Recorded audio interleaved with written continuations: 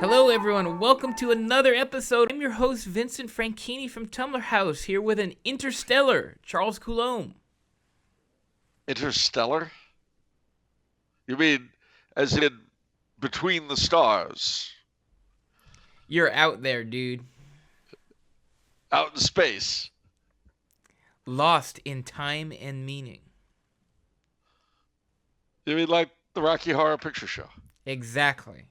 Lost in time and lost in space and meaning. Out there in the galaxy, sort of a one-man Star Trek.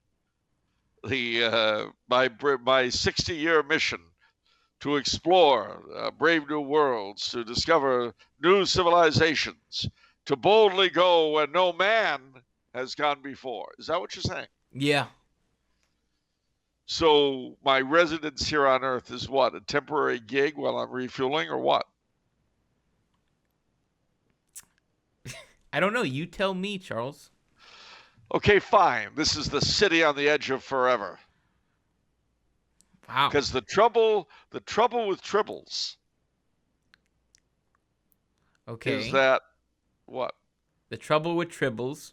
Yes, is that they're warm and lovey and they make you feel better. And they eat everything in sight.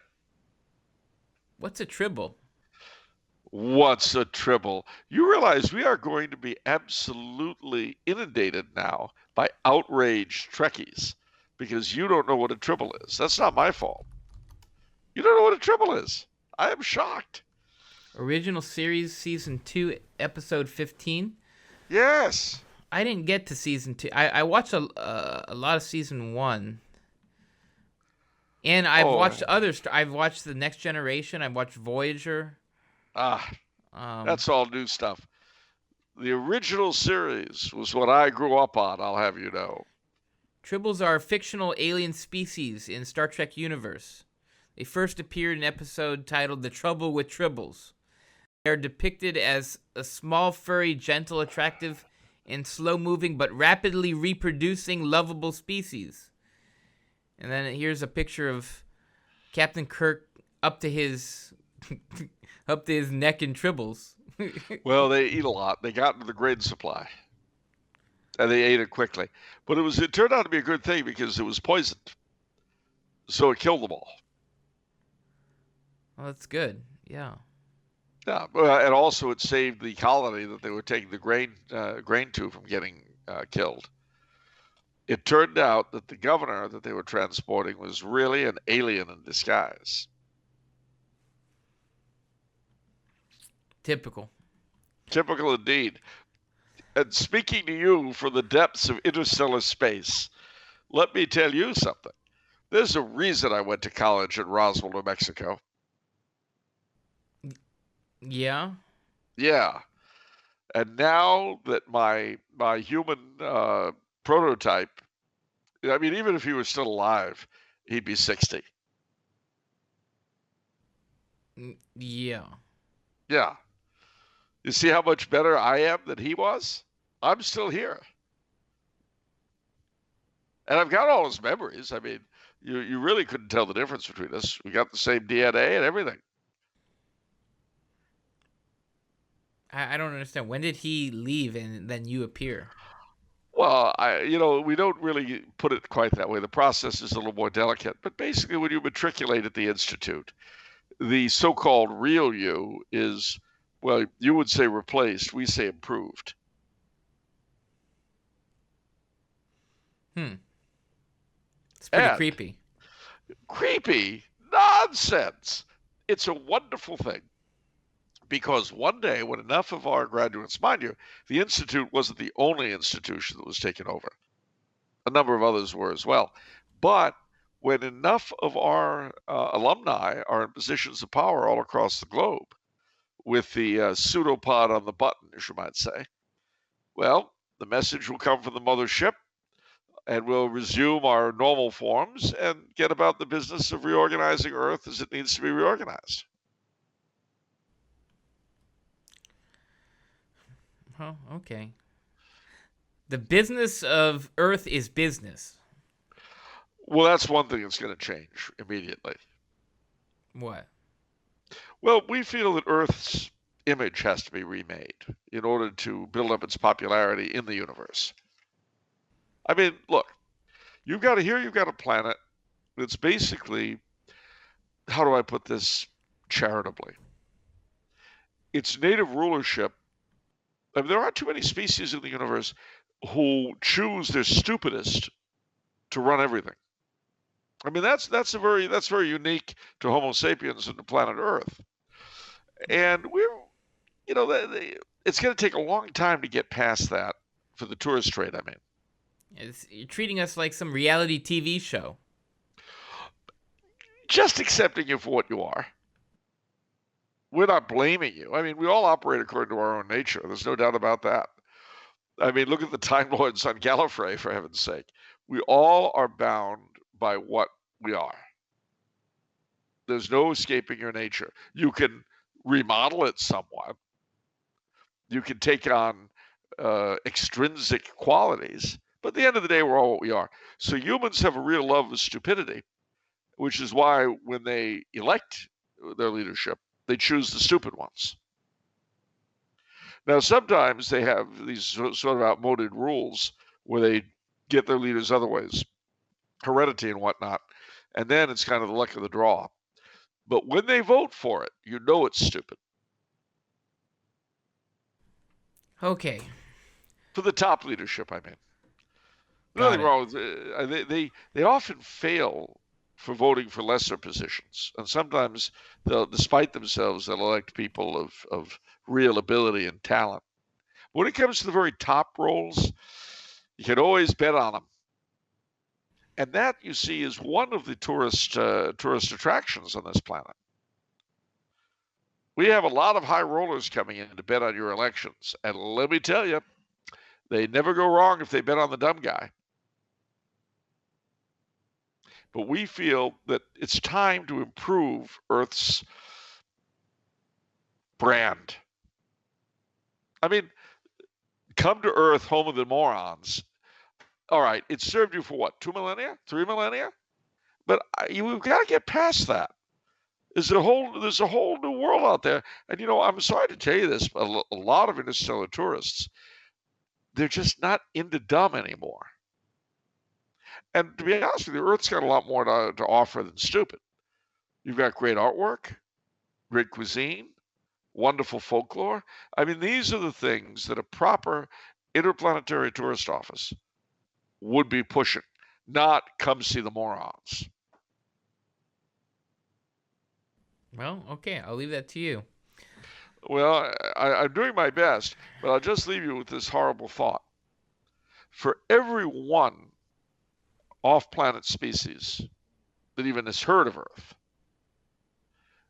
they're far likelier to know that you guys are famous for being ruled by morons than about Michelangelo. And we aim to change that.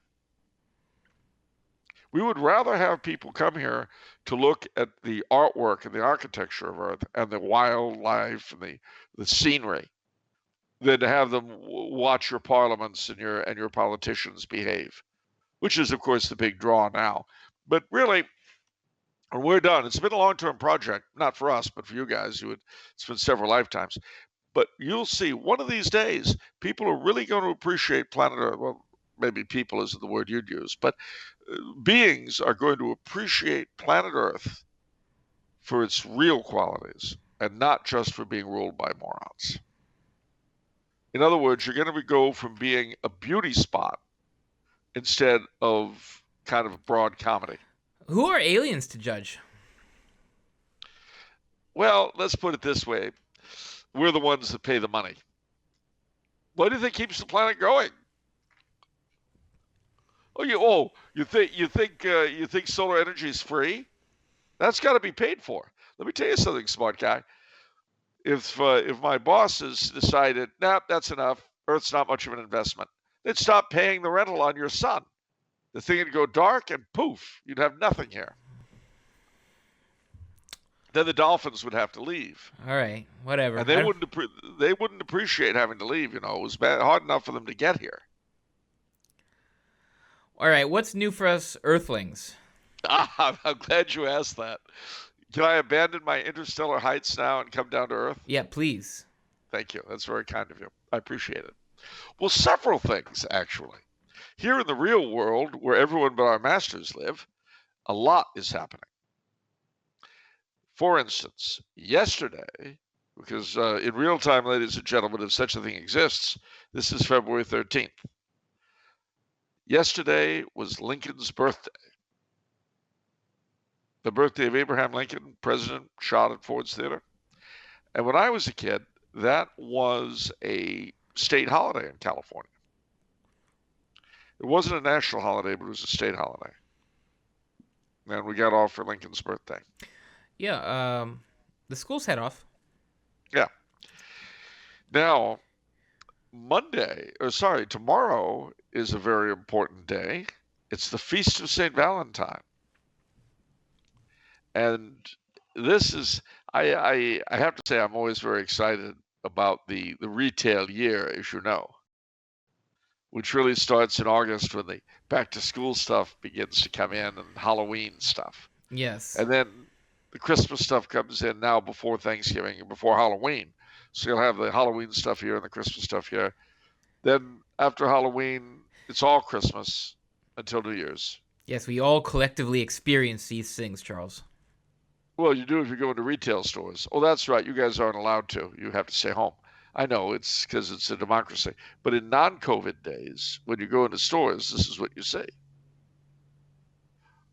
But immediately New Year's is over, the stores, which had all this elaborate Christmas decorations, now put up all the red hearts for St. Valentine's We can Day. go into retail stores. We've always been able to, Charles. Is it different in Austria? It was. Yeah, we can now. Wow, Austria's really tyrannical over there. Yeah, we could go into churches and you couldn't. Want to keep talking? Touche. But both of us, of course, had abortion mills open, so that's good. Anyway, but no. So this until the 14th, the red hearts were everywhere in the stores, and now they'll go as of tomorrow and be replaced in some places with St. Patrick's Day stuff, but definitely with Easter baskets and Easter egg coloring kits and things like that. Then they'll be replaced when Easter comes with summer stuff and flags and bunting for the 4th of July. And then it'll be August and back to Halloween and back to school. So I'm excited. But that's only Sunday. Monday and Tuesday are Lundi and Mardi Gras, the last gasp. So Monday's actually President's Day. Well, yes. And there you've gotten me a little sore.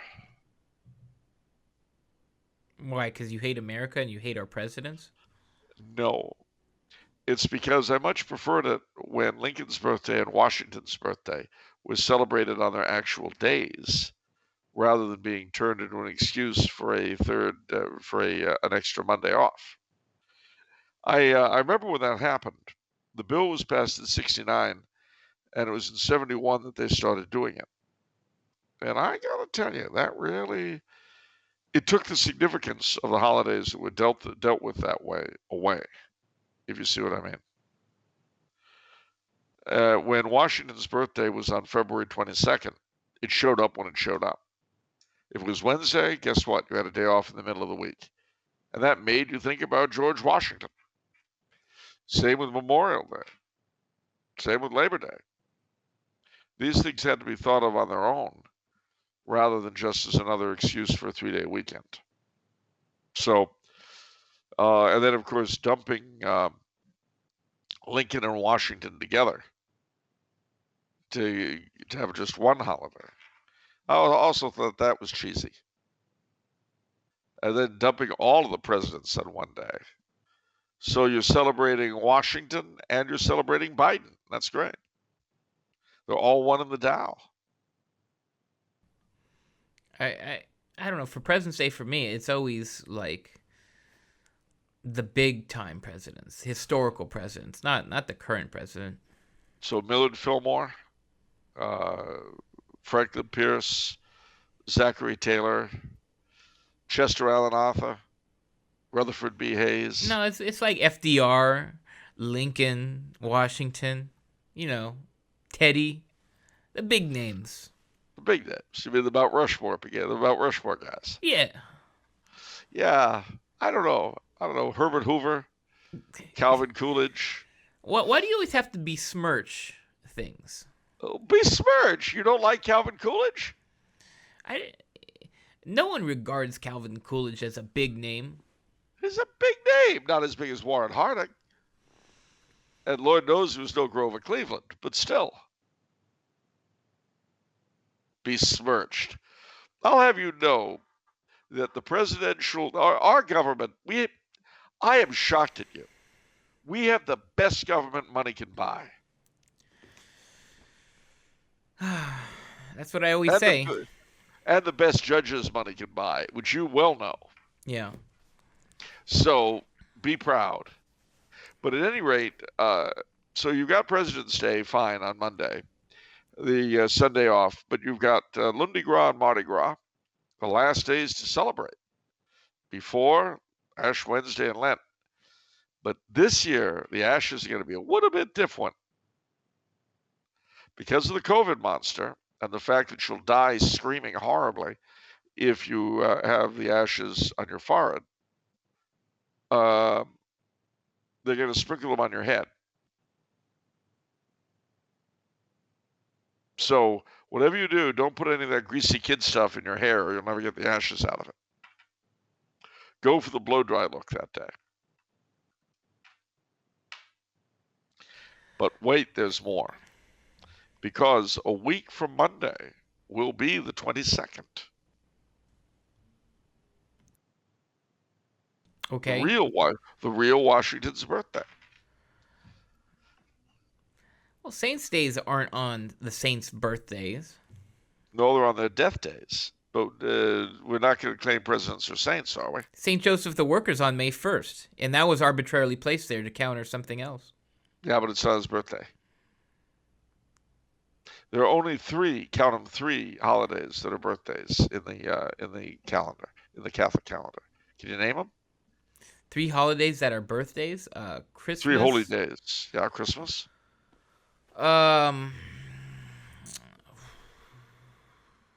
Wow, that's a tough one. 2 more. I mean, what? Mary and Joseph? Mary, yes, not Joseph. Wow, the third birthday would... What, John the Baptist? Yes, exactly. Oh, wow. See, you know what's going on. You're Okay. not stupid. Are you sure you're an Earthling? Okay. Are you sure? You sure you're from Earth? I have my doubts now.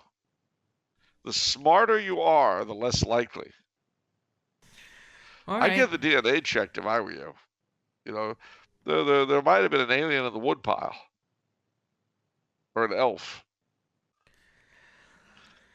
The Okay. smarter you are, the less likely that you're a real Earthling. So just remember that. Okay. Anyway, seriously though, so that's our holiday lineup.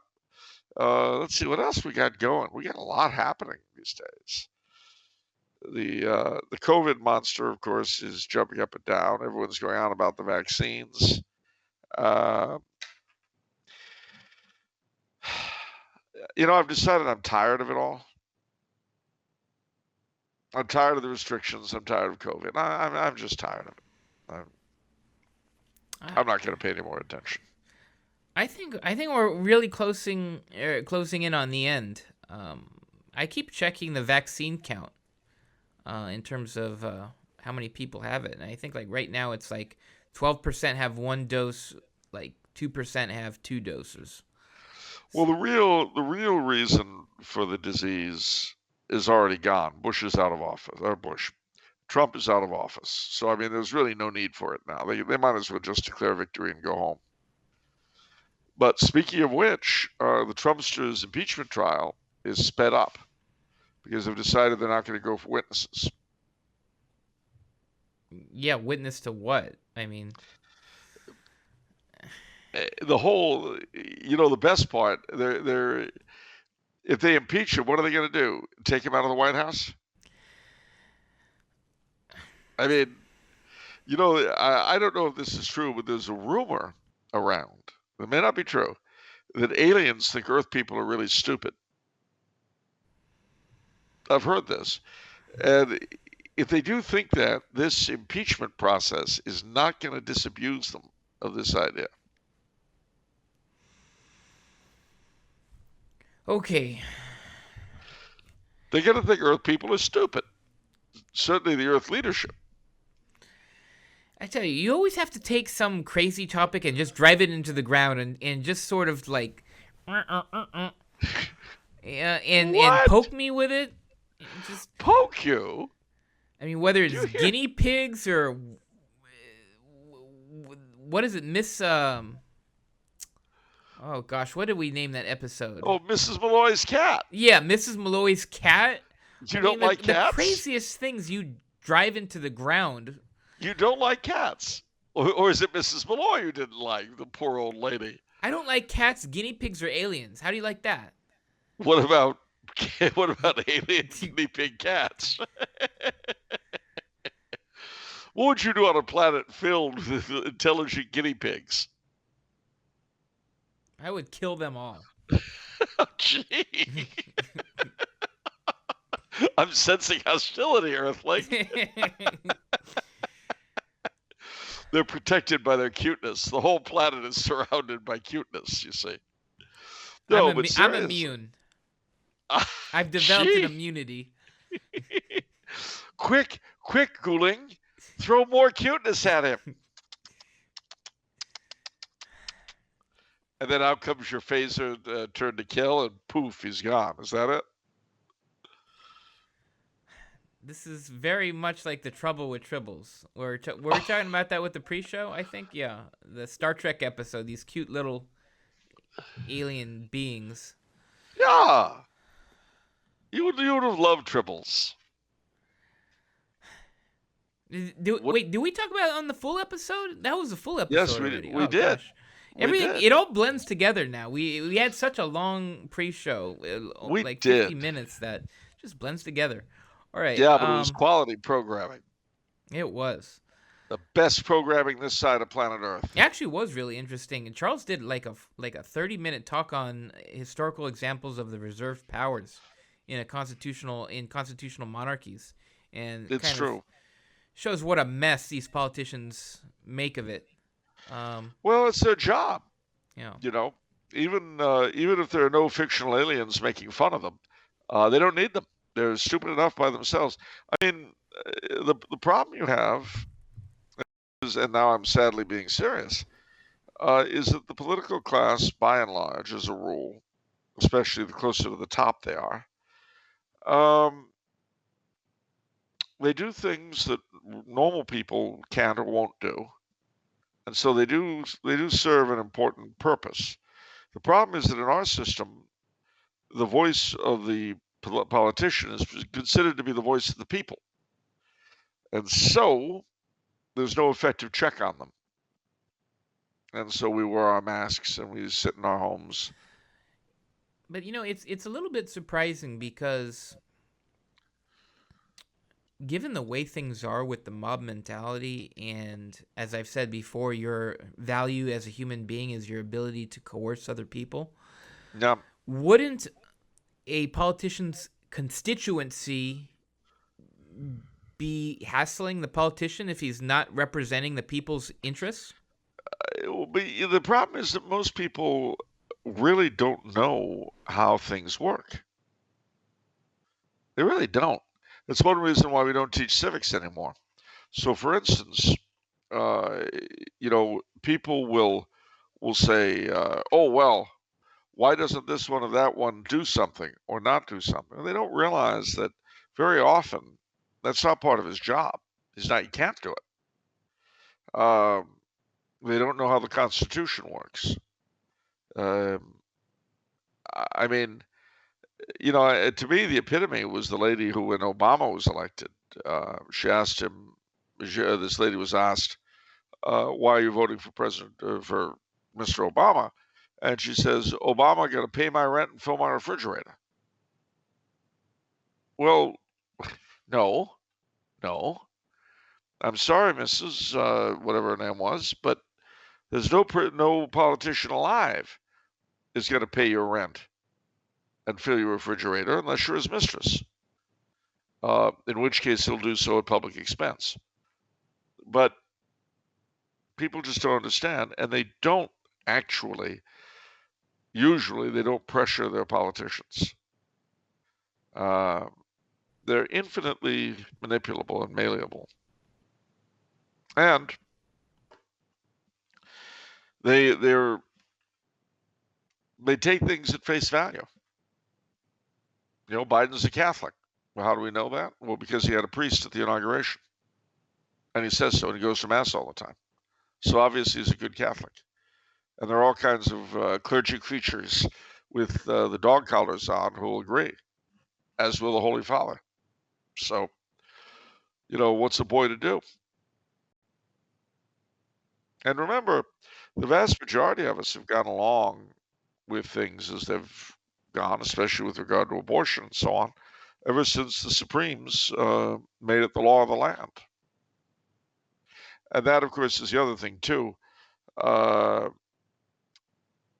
Republican and Democrat alike will fob everything else off on the courts and say, well, we can't do anything, even though there are such things as congressional and executive set-asides, whereby they could do something if they really wanted to. But they don't really want to. It's not important to them. People don't hold their feet to the fire. I mean, to leave off bagging on the Democrats for a bit, how often have the pro-life people really pressured Republican presidents to do the same kind of executive set-aside on Roe v. Wade that was done on Guantanamo? People don't even know about that. No, they don't. And they're not interested. They don't care. So, to answer your question, that's why. Democracy dies in darkness. That's what the liberals are always spouting. It's ironic that they should say such a thing. Well, they know. They did it themselves. It's funny because it's just crazy. I was watching a PBS documentary where, I don't know, this travel guy is saying, oh, you need to travel. You need to learn more about the world and history so that you're better informed. And he's talking about Nazi Germany, and it's like, oh, yeah. There's so much propaganda. All their education was filled with propaganda. Yeah. And they were trying to draw these parallels. It's funny because they did this and they're trying to do parallels with Trump, with other things. And it's like, you should learn from history, sir. Yeah. And you're talking about the media. Lack of freedom with the media. What do you... I was so talk triggered. To Twitter. I just like... Oh. Well, see, this is the world we live in. And how do you break that without violence? I don't know. And the problem is the level of violence that would be necessary to break it is horrendous. Even, you know what I was looking at last night? I was looking at I compared the Antifa Wikipedia article with the Proud Boys Wikipedia article. Oh, boy. And the difference in tone between those two is shocking. It's shocking. To put those two side by side, it's so whitewashed, the Antifa Wikipedia. It's gross. Sometimes they use non-violence methods, Sometimes they do. Well, see, if you're a Wikipedia editor, what you got to do is go in there and say Antifa, the three lesbian witches who founded BLM, also cast a spell on Antifa. But you exaggerate. The founder of Antifa, having made a deal with the devil and sacrificed a virgin child, you just throw it in there. But no, I mean the truth of the matter is that it's, they say democracy dies in darkness. Well, they know because they killed it. But to be fair, democracy in the sense that most people think of it doesn't really exist. It never has and never will. What you have are the rulers and the ruled. And the more visible the rulers are, the more bound about, as it were, by their visibility and by their position in society, the more responsible they are. The more hidden they are, the less responsible. And the problem with our system is that it effectively conceals the realities of leadership. But I'm sure everything will turn out for the best in this best of all possible worlds. Okay, it's time for the memes of production. Nationalize the memes of production. For the common good. What do we got? What do we have today? I think we just have one. Oh, that's right, from Peter. He messaged us and he says, I passed the Tumblr Tower today and noticed how the 13th floor looked. Marvelous. Picture a neo-Baroque facade put into an otherwise modern building. Tried to take a picture of it to show my friends, but something strange happened. I tried several times, but on camera, the 13th floor seemed to vanish. Anyone else got this phenomenon? Charles Coulombe? You know, that's very, very funny. I was passing by the building one time, and I looked up at the 13th floor, and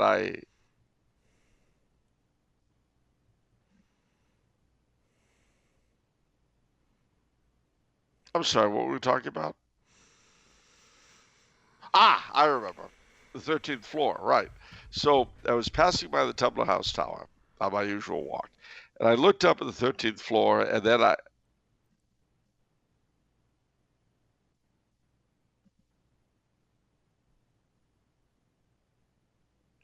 I'm sorry, what were we talking about again? Oh, I remember, it was the 13th floor, right.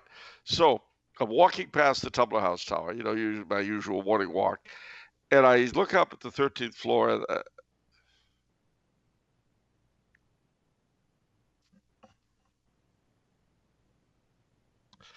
I'm sorry, what were we talking about again? We're talking about how you're driving me to drink, Don Draper style. Wow, that's good.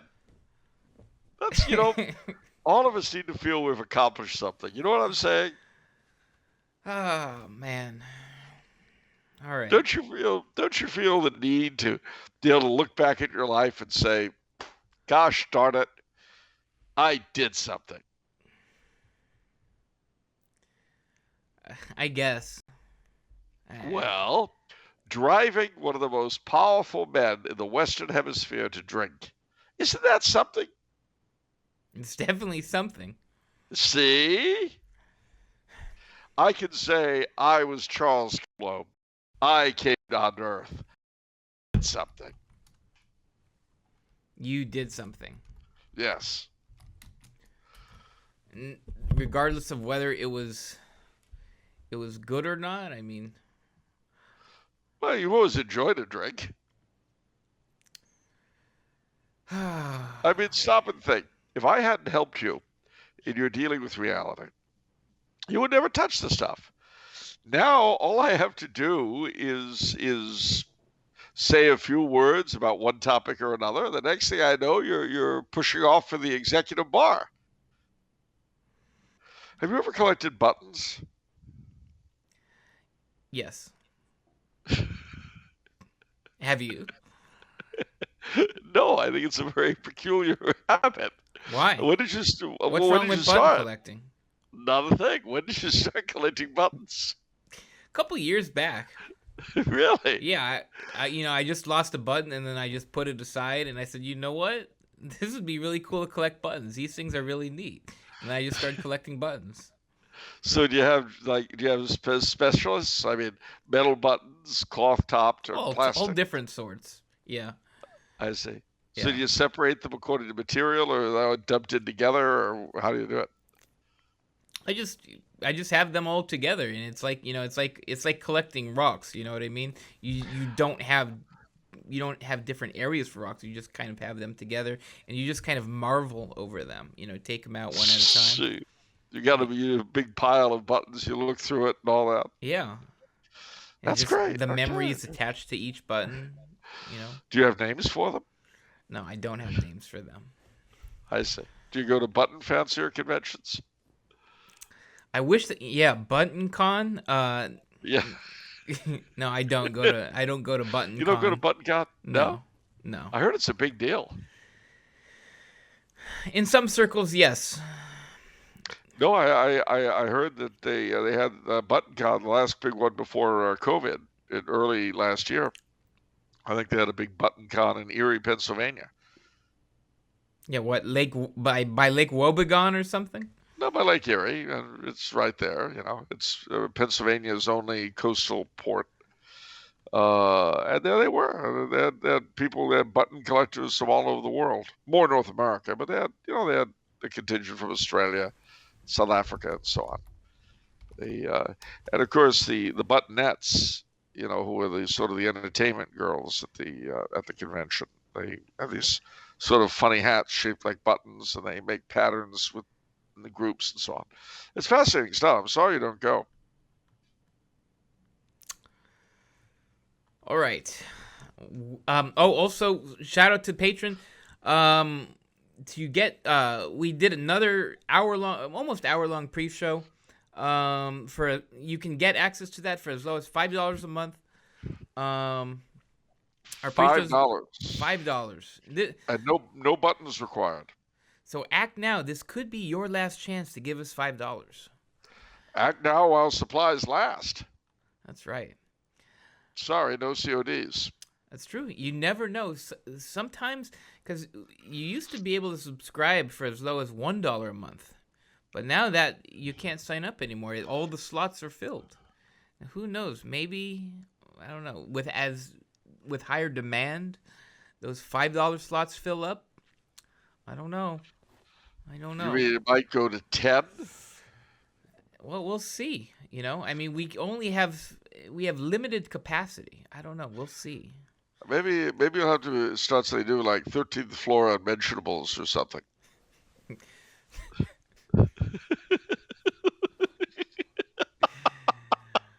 Wow. That'd be something, wouldn't it? You too could be a blasphemous being from beyond the stars. Wow. Well, did I show you the thing about the Sogoths? No. It was very funny. It was a cartoon to show this bizarre, many-eyed thing. And the caption was, "They came for the Sogoths. But because I was not a mind-shredding blasphemy from beyond the stars, I said nothing." Oh, I did see that on your Facebook. Yeah, this monstrosity of a creature on your... Yeah. I like that. It reminded me of Cthulhu. Well, yeah, it's the same basic kind of thing. Cthulhu did not collect buttons, contrary to popular belief. Why not? Because Too he has many to be all tentacles. monstrous and horrible, and button collecting is too nice. Too nice. Yeah, it's too nice. Button collectors tend to be very nice people. Why can't blasphemous monstrosities also collect buttons and do nice things? Well, I suppose they could if they wanted. I mean, it's not for me. It's not up to me to tell them what to do. I feel like Cthulhu... I mean, why should he be one-dimensional? He can be two-dimensional. He could be multi-dimensions, some we've never even heard of. Yeah. I don't know. He can sort of flit through our space-time continuum. It's something. It's this time of year. I always feel like my grasp on reality is the most tenuous for some reason. I don't know why. All right. Questions. Answers. All right. First question's from Andrew. Okay, Andrew. Hello, gentlemen. In the past, Charles has mentioned that he wears the five-fold scapular. Could he please give us a history of the five-fold scapular? Both each scapular individually, and also how and why the five-fold scapular itself came into being, if there are any special promises or graces associated with it. If he can do this, please do so. If he cannot do this, I request that Charles sing his favorite sea shanty.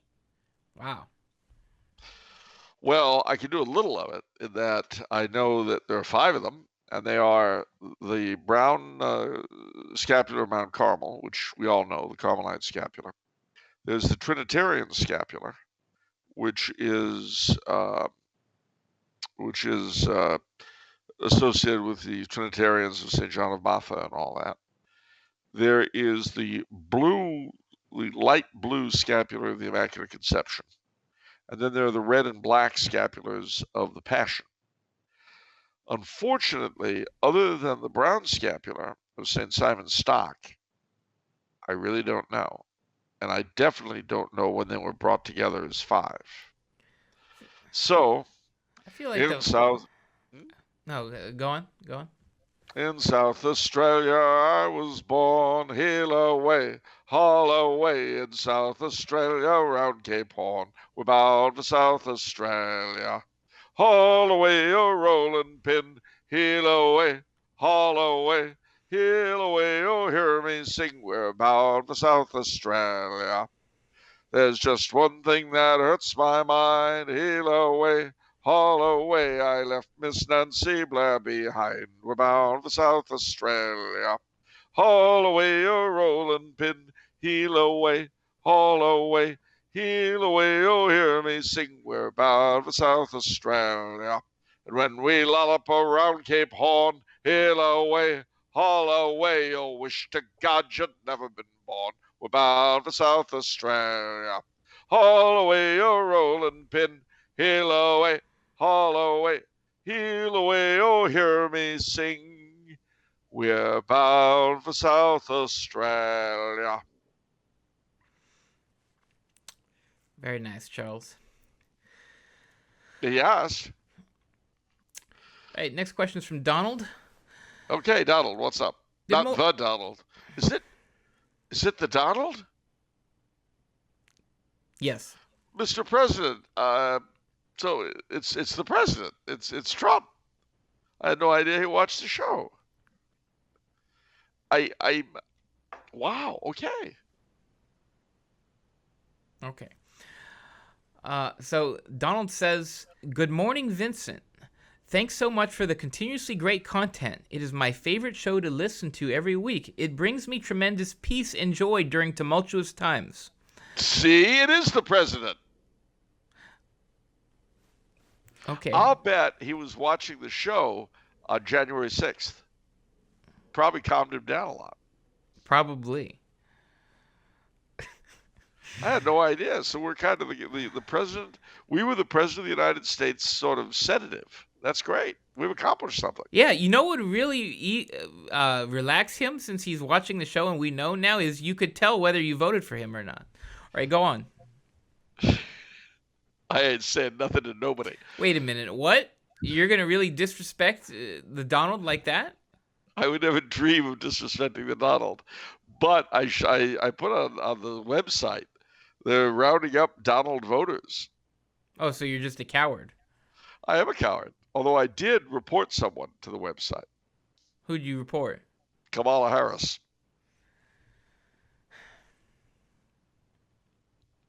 Well, they said report someone. I reported Kamala Harris as a Trump voter. That's fraudulent. What? Fake news. Yeah, I know. Well, I agree. All right, what does the president want out of us now? What does Charles think of the work of historians Christopher Dawson and Warren Carroll? Gosh, I wish the president had been a fan of those guys. It would probably have helped him a lot. Too little, too late. Yeah, too little, too late indeed. You know, the day before the inauguration, somebody handed him a copy of Warren Carroll's book. Like, wow, where was this all in the past 4 years? Too little, too late. Yeah, I'm sure that's true. Well, I'm a big fan of both. I mean, Warren Carroll, of course,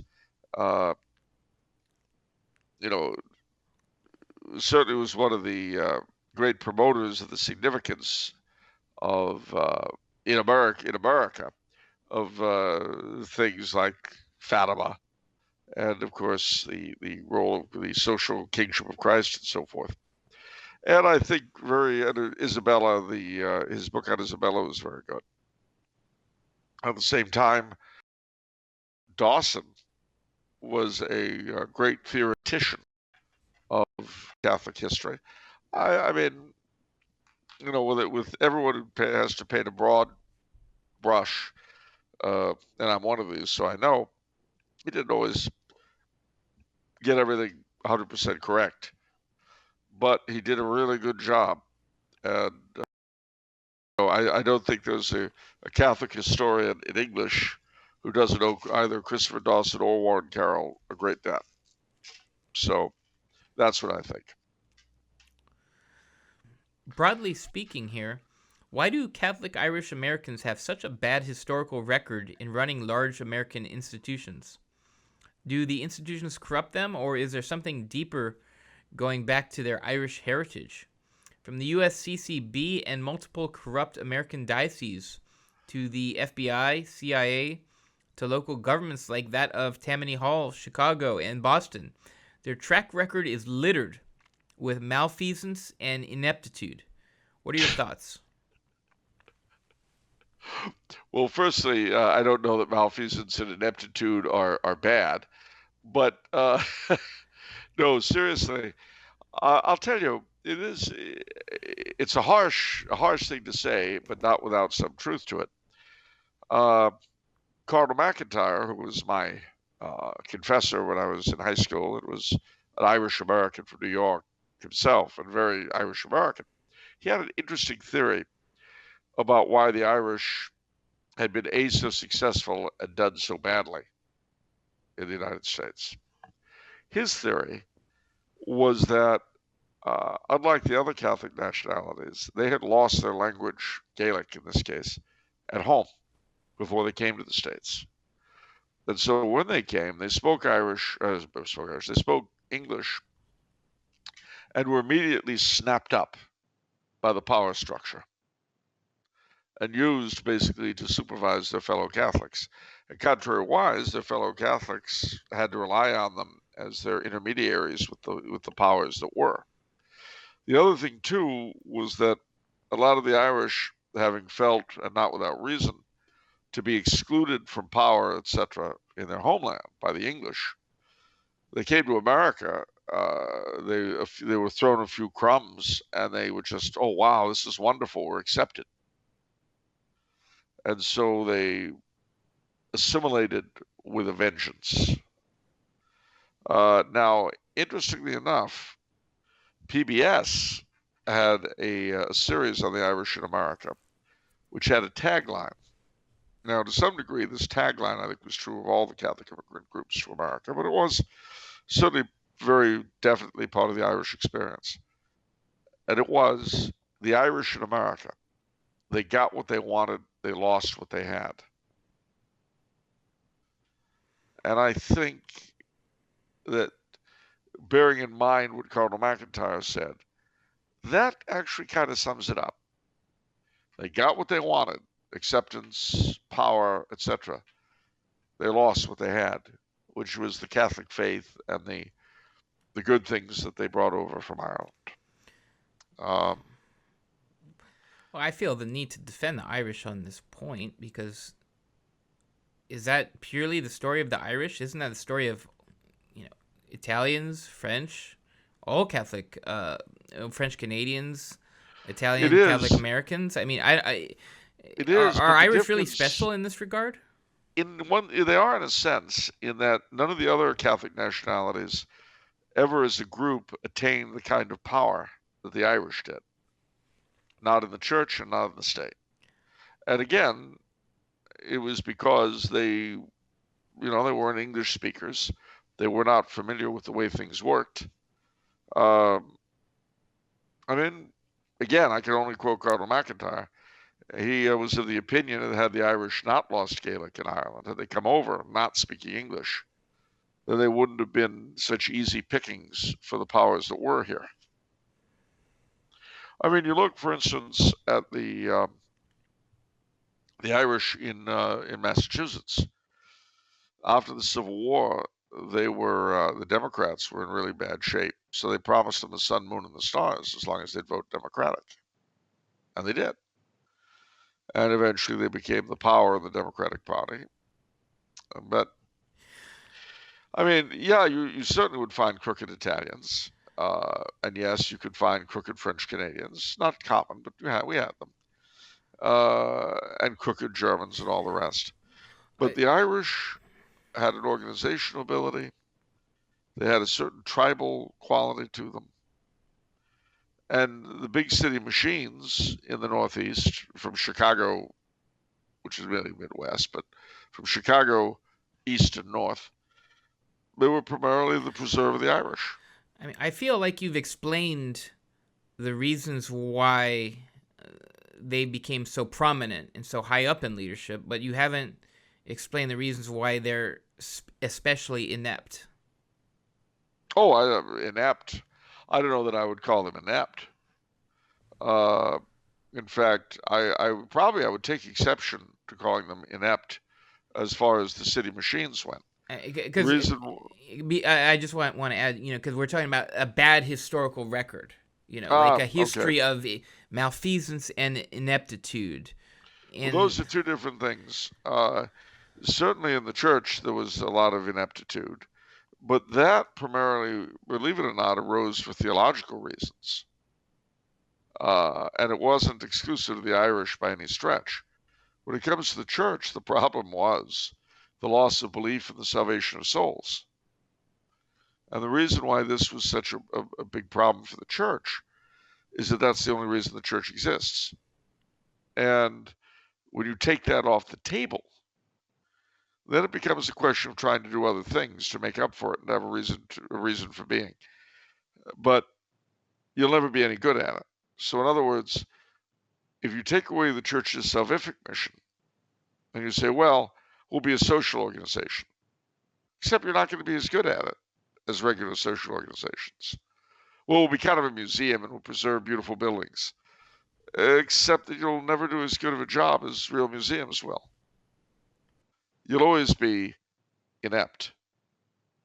But I certainly would not accuse the Irish political machines of the Northeast of ineptitude. Malfeasance, dishonesty, yeah, sure. Ineptitude, no. That was why they were able to work. That's why they held power for so long, because they made promises that they delivered on. If you lived in Daly Senior Chicago, or you lived in Tammany Halls, New York, or you lived in James Michael Curley's Boston, you know what? Or Frank Hague's Jersey City, guess what? The streets were safe, and they picked up the trash. Which, if you're a person living there, is what you want. And there were jobs for the boys. So your precinct captain or your ward boss or whatever your local constitution gave you, he was in charge of patronage. And if you played ball with them, you get a job. That was how it worked. Malfeasance, yes. Ineptitude, no. One aspect of Irish I'd like to discuss, based on my personal experiences, one unique attribute that I've seen from Irish priests, old-time Irish priests, is the way they discuss their choice for the priesthood. It's as if they were choosing from, well, I could have been an engineer or policeman or a butcher or a priest. It seemed so casual from my experience. And that's something that seems to be unique to the Irish. Is that true? Well, they certainly... The Irish are funny people because they're capable of great good and great bad. At their best, you'd be hard put to find anybody better. At their worst, you'd be hard put to find anyone worse. Moderation is not something they really go in for. I thought you felt that way about the French. I do. Oh, okay. So, one of the things, though, about the Irish, too, though, is that there is a lack of seriousness in certain ways, certain areas. I'm reminded of a conversation I had with a very good friend's brother-in-law in Dublin after his wedding, after the friend's wedding, not the brother-in-law's wedding. And the friend is a traditionalist, and the nuptial mass was a Tridentine mass. But his bride's family are very, very liberal. His bride isn't, but her parents and her brothers and sisters and all that are extremely liberal. So at the reception, I was a member of the wedding. I wasn't best man, but I was a groomsman. So at the reception, her brother comes up to me and says, "Charles," that's how they pronounce my name over there. "Charles, Okay. what did you think? What did you think of that mass this morning?" I said, "Well, it was great. I loved it." "Well, I didn't really care for it. I don't know Latin, but I didn't like it." I said, "Oh, I see."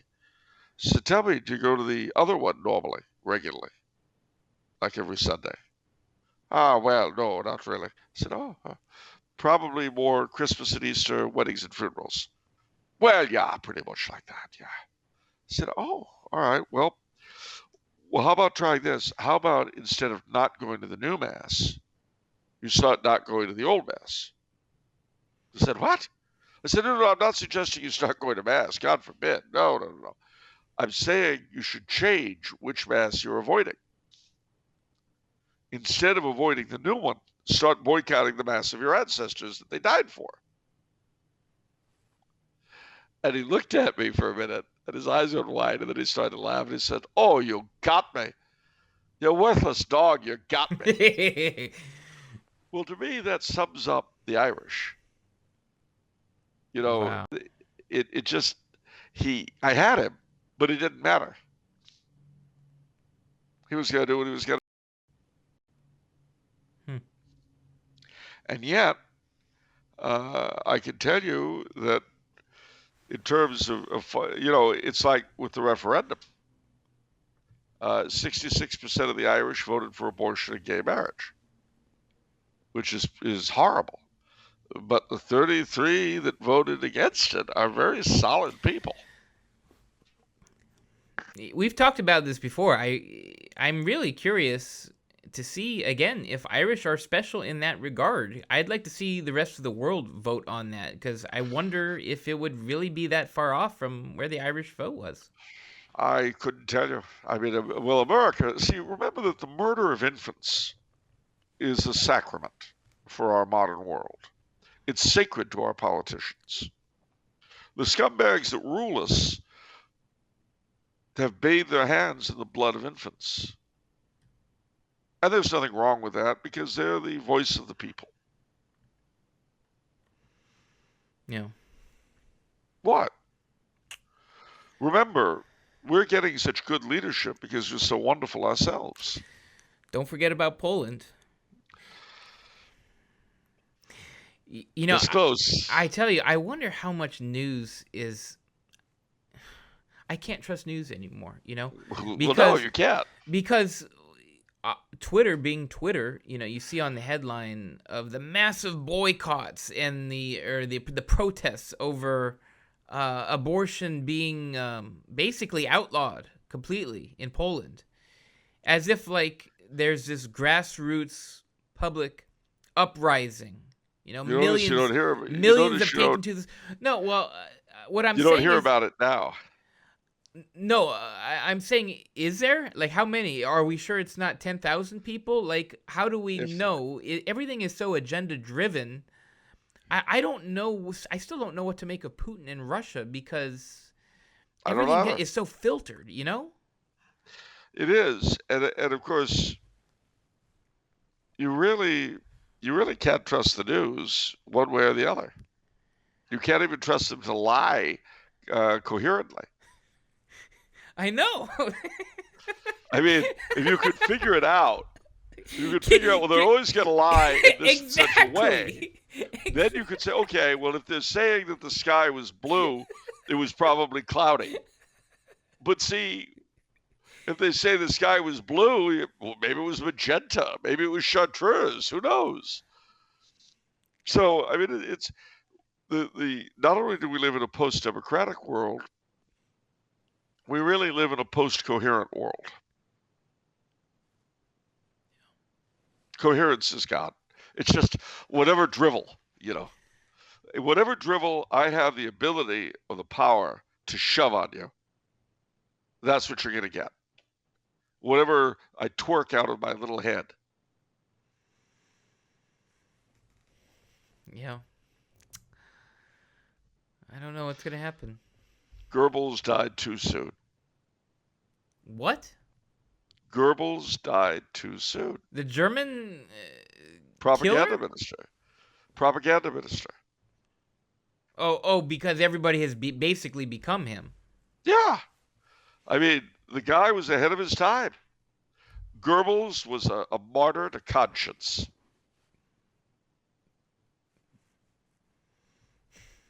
Well, I mean, by modern standards, not by mine. But by modern standards, he was the epitome of Twitter and CNN and the rest of them. He peaked too soon. Sad. What a tragedy. Squirt, squirt. All right. Donald's last question. Finally, do you or Charles have any recommendations for the best books for praying the Mass? I currently use the Father Lassant's prayer book and Missal, which I very much enjoy, but was wondering about your personal favorites for praying the Mass. Well, actually, Father Lassant's Missal is one of my favorites, but there are a couple of others, especially the edition with the incredible forewords. They're really great. But I'm also very, very fond of the St. Andrew's Missal, the earlier ones, 1928 and things like that. Really, really love those. And of course, Dom Guéranger's liturgical year I use. I actually am kind of a peasant when it comes to these things, because I just use the red little missal from Ecclesia Dei. I don't know, it's just handy. I don't need to carry a big old missal everywhere, and they always, at least at our parish, they always put the insert for the propers, the readings, and they have a lot of really nice prayers at the back of it. They have various prayers from St. Thomas Aquinas, St. Bonaventure. So I don't know, for me, but my mom has the missal. We sell the 1962 Daily Missal from Baroni. It's very, very popular right now. But yeah, everyone loves Saint Andrew's Missal and Father Lassant's. Those are basically, in terms of daily missals, those are the three, and I'm sure they're all great. Well, so and of course the monthly missalette. What is that? What, are you talking about the Novus Ordo? Wait, what? Of course. I haven't heard that word in a long time, missalette. Yeah, the monthly missalette. You don't see them anymore. There used to be a monthly publication. Now it's like a quarterly. Yeah. And I remember on the cover back in the 60s when they started publishing them, they had sort of an odd look, like a carpet on the cover. Why would they go from monthly to quarterly? Whoever's publishing is doing a terrible job. That's like 3 times less business. I don't know. You can sell it monthly to sell it quarterly. You want to make that that's a cash cow right there. Let me see if they even have the monthly missalettes anymore. No, they do. I've seen. Well, actually, no, not monthly. It's quarterly. I thought it's been quarterly for pretty long time, actually. Yeah, I think it has. A monthly missalette. I wonder if they still make them. We've got Living with Christ. They've got, now, mind you, as far as the Novus Ordo goes, I get the Magnificat.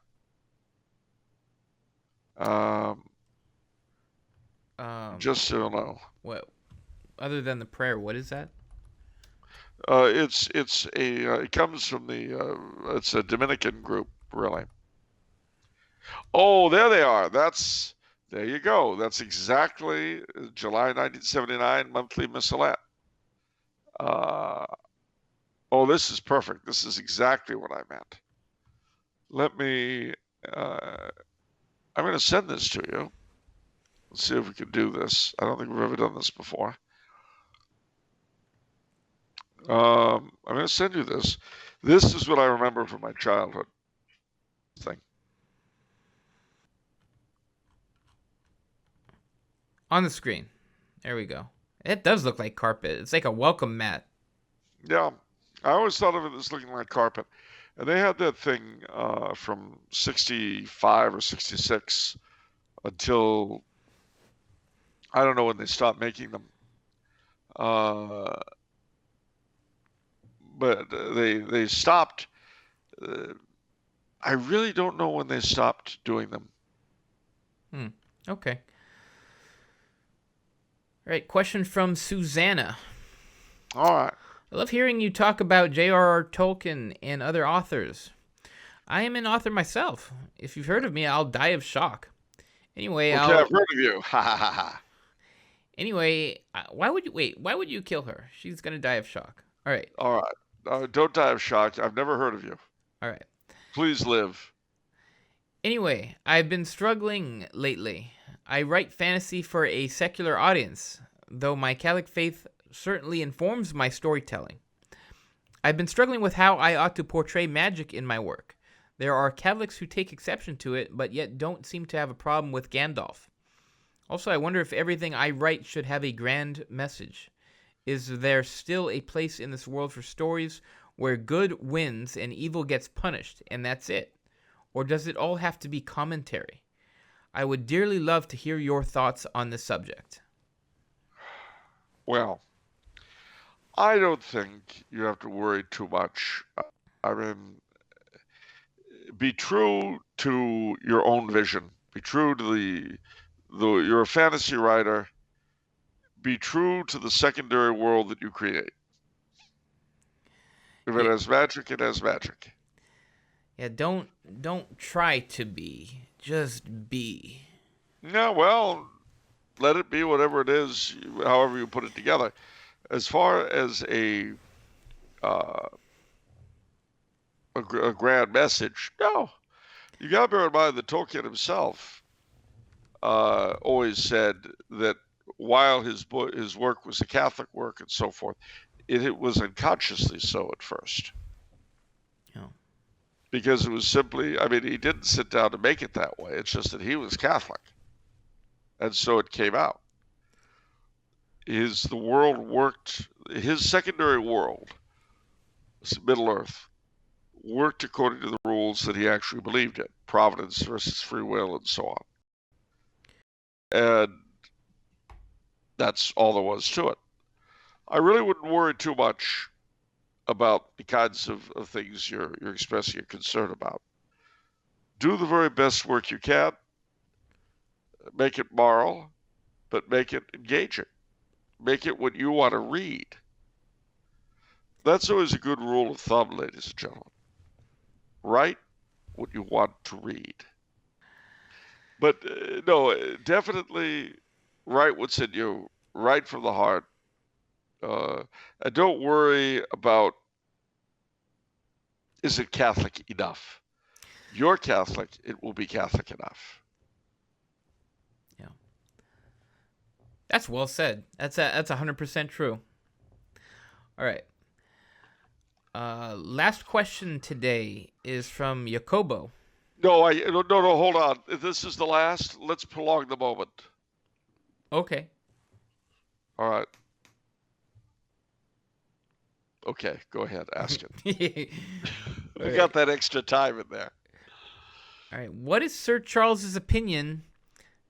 Excuse me. What is Sir Charles of the LARP's opinion on the medieval republics? And additionally, do they serve any purpose to be models of modern republics, or are they relics of their own times?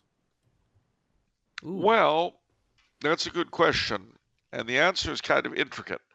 Firstly, the republics of that time were primarily city-states. I don't mean just the Italian city-states, Venice and Genoa, and I don't just mean the imperial free cities in Germany, the royal cities in France, or the royal boroughs in England. Every city, per se, in medieval Europe was a self-governing republic. Now, mind you, they ultimately had a monarch as their overlord, but as far as their day-to-day issues went, they ran themselves. Usually they would have charters granted either by a king or the emperor or nobleman, which would grant them market rights, meaning that once a week they could have a market, and fair rights, which meant that once or twice a year, usually on their patron saint's day, people would come from all over and sell stuff. That, and in many places a cathedral, that was the mark of a city. Now, who ran the city? Well, it varied wildly from place to place, but usually the guilds had a big part in deciding who would be the mayor or whatever they called their chief executive. Very often, to be a freeman of the town, that is to have the right to vote for mayor, you had to be a member of a guild. These institutions evolved over a long period of time in particular places, which is why they were so different from each other. But that was the basic outline. Now, does that have any relevance for us today? Well, it does in the sense of subsidiarity and the idea that, like the medieval towns, our towns and localities should have the maximum amount of control over their own affairs as is consonant with the good of the whole. Subsidiarity. Guild representation also might be something we'd want to look at. As we discussed before on the program, you had things like guild socialism and corporatism and all that were being looked at very seriously in different countries between the wars. And that's something we should probably take another look at. So I wouldn't say they were irrelevant to today. I would say that republics as we know them were completely alien to the Middle Ages. They did not exist. Not even Venice and Genoa, that were huge city-states with overseas empires. Their head of state could only be elected from the town nobility and by the town nobility. Venice in particular had a very restricted constitution.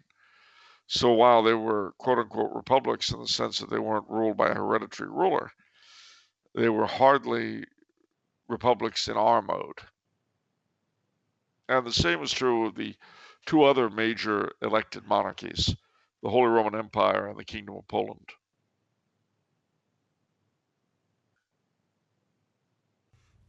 Well, so how different are medieval republics for cities different than ours, other than the guilds would elect the mayor? Well, that's a huge difference because remember, our cities are big on universal suffrage. Everybody can vote for the mayor and the members of the city council, although in practice, in most places, very few do. Exactly. As I'm recalling your statement, the tyranny of the involved. Yeah. So isn't that kind of like a republic in a sense? Only in the sense that it's vaguely it works out that way, but the theory is quite different. And the other thing too is that modern cities tend not to have the same kind of power over their affairs that medieval cities did. And this was brought home to me very strongly in Cambridge, England, last year. In fact, almost a year ago exactly. You see, in England, up until the 1830s, the cities were governed the way I've said. Since that time, only one still is, and that's the City of London, not the whole big conurbation, but the square mile at the center of it still is under its medieval constitution. So the Lord Mayor is elected by the freemen or members of livery companies and so on. But in the rest of the country, over the course of the 19th, early 20th centuries, the franchise was continually expanded so that it went from being rule in every town and city by a small oligarchy who were readily identifiable to rule by a city council that was voted for by everybody. But at the same time, powers were taken away bit by bit from the local level and invested in the central government in Whitehall. So where this has come to its utter grotesquerie today, when I was in Cambridge, my godson, who's a student at the university there, and I stayed with him and he was showing me around, and he said next week, the week I'd come back here, next week there's going to be a strike by a bunch of the students, and they're shutting down the university and the city for 3 days. There'll be no business done. The university will be closed. And I said, what? That's insane. What's the mayor going to do? What about the police? Oh, they have no authority. They can't do anything. The MP, the member of parliament, she's with it.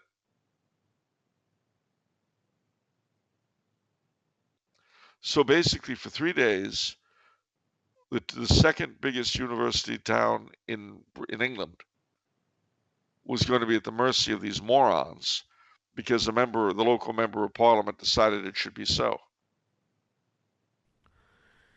Okay, so that's a problem then, is it's we don't abide by the principle of subsidiarity as much. Yeah.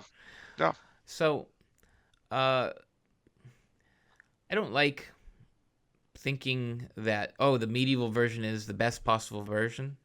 No, it's not the best possible, but the thing is it can teach us things. I mean, a good example of the medieval system living to this day, in a sense, are the town meetings in New England. Now that's a quasi-medieval structure that goes on to the present. How do you think the medieval system could be improved upon? Well, again, part of the problem you've got is that their system was so infused with the faith that it automatically, in certain areas, worked better than ours does. So it's little apples and oranges. But to improve it, I suppose, things like sewage, the technology of the time did not lend itself to overly clean streets. Things like that. Edinburgh was famous. I mean, the reason why cities were often so unhealthy and diseases went through them was because they were terribly unsanitary. You had all these people crammed together. I see. So public health wasn't really a concern in that way? No, and they had no means of dealing with it. I see. You've got no plumbing. I've always wondered how Venice worked because of that situation. It stank. I imagine so. Everyone talks about Venice, and I always think you couldn't pay me to live there at that time. Oh, I wouldn't mind living in Venice, but I wouldn't take a dip. But no, I mean the smell. I mean, I hear it smells now still. The smell would be pretty outrageous, like the cities in India today. You always know if you're on the train in India. You always know when you're coming to a town or a village. You're on the train, and everything's fine. All of a sudden, I guess you're going to be stopping soon. I didn't know you went to India. Magic. So the thing is that all of these, how do I put it? All of these unfortunate truths were true in Europe. And as I say, in Edinburgh, it was particularly obnoxious because they had, which was not the case in a lot of European cities, but they had tallish buildings for the time, 2, 3, 4 stories. And they would defecate and urinate in chamber pots. Well, what they would do is they would basically take the chamber pot and toss it out the window. Not the whole pot, just the contents. When they would do so, they would shriek, "Gardez-lou," which is Edinburgh Scots for a French phrase, "Gardez-l'eau," beware the water. And so this stuff would then land in the street, and because Edinburgh, the old town, is on kind of a height. It would run down the street, and eventually out to sea. So this was a very obnoxious thing, and that's why you wonder why people preferred to live, if they had them, on their country estates. That's because the city was filthy and it was dangerous. You didn't have policing the way we do now, so you might have a night watchman and things like that. But there just wasn't the means. You didn't have detectives the way we have today, and there would be rough parts of town. Your throat would be slit, and there was no way to figure out who'd done it. Yeah. So I don't want to give the impression that these places were perfect by any means. And you ask, how could they have been improved? Well, they could have been improved with modern technology, public health, law enforcement, that kind of stuff. Yeah. That's how they could have been improved. But in terms of their functioning, they have a lot to tell us in terms of their governance and so forth. Because where they were better than us was, strictly speaking, from stuff that was native to them. Where they weren't as good were matters of technology. And that you can't really blame their ethos for. It's just the period they were in. Makes sense. Thank you, Charles. That was a really good one. Well, you're welcome. But I just think, all things considered, I think that we have to stop persecuting button collectors. Even if they are well, I don't like using these words because they're really loaded terms, even if they are alien or extraterrestrial in origin. Oh, is that what we're going to do? What? Bun All collecting right. is not extraterrestrial. Aliens don't wear buttons. They don't have buttons. Shows what you know. How long have you been an alien? Exactly. 5 years. You never told me. No, I'm just being ridiculous. No, I like that. You never told me, to which the response could have been, you never asked. Yeah. Yes, I was also replaced. Oh, wonderful. No, ladies and gentlemen, I'll tell you, our little flights of insanity, a number of you have said they help keep you sane.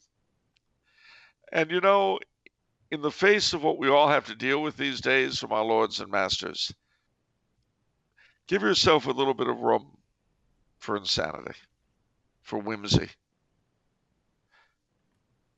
for not letting yourself be trapped by the unpleasantness in which we all live. I'll tell you, before we cut off, something very pleasant has happened. And that is that various organizations and so forth that I belong to have gone to Zoom. And the reason why that's pleasant is because, being here in Austria for the past 2.5 years, I couldn't do anything with these people anyway. But now I can. And tonight we had a meeting of one organization I'm with, and we had a hoot. It was great. So that's one of the things that gives me hope, ladies and gentlemen, is that despite our fallen nature and the fact that we do tend to love stupid over smart, by the same token, there is a human spirit that won't be quenched, and that in the face of stupidity and adversity tends to find a way around it. I love that. I have to say that what C.S. Lewis said about being descended from the Lord Adam and the Lady Eve is quite true. Enough to make the lowest peasant lift his head with pride, and the highest nobleman drop it in shame. That's our weird double-barreled condition, ladies and gentlemen. We're of heaven and earth, light and dark. And that's part of the joy and the horror of being human. The bottom of my heart, as we enter Lent, I wish you all the joy of being human and none of the horror. I got a question for you, boss. Go ahead. Are you sure you're prepared to answer this in front of our audience? 100%. All right.